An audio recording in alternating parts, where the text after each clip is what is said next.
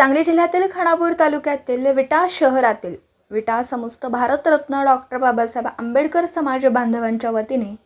परभणी येथे भारतरत्न डॉक्टर बाबासाहेब आंबेडकर यांच्या पूर्णाकृती पुतळ्याजवळील संविधानाच्या उद्देशिकेचा अवमान व अपमान केल्यासंदर्भात